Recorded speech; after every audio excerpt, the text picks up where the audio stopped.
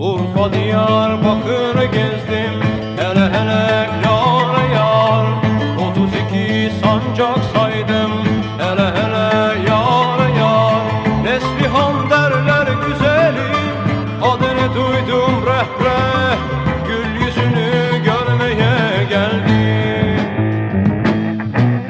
Kalk gidelim Küheylan, uçalım gayri oy.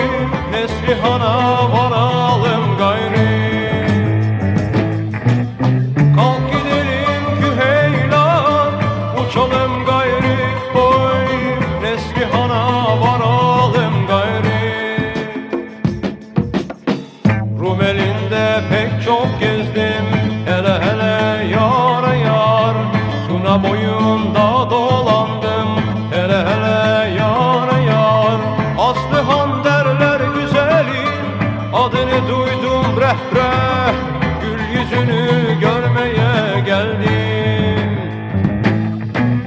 Kalk gidelim Küheylan, uçalım gayri oy. Aslıhan'a varalım gayri. Kalk gidelim Küheylan, uçalım gayri oy. Aslıhan'a varalım gayri.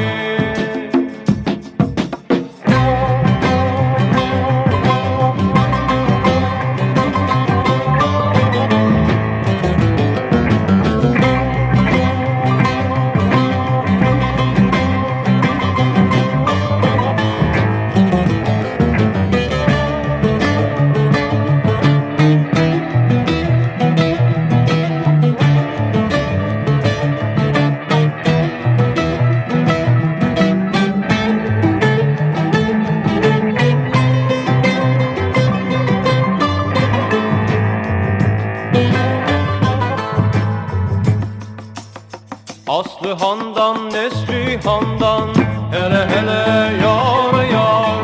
Fayda gelmez bey kızından, hele hele yar yar. Barış böyle belledi, bir çaldı bin bir söyledi. Siz de böyle söyleyin haydi. Kalk gidelim Küheylan, uçalım gayri oy. Sen bana dön, ben sana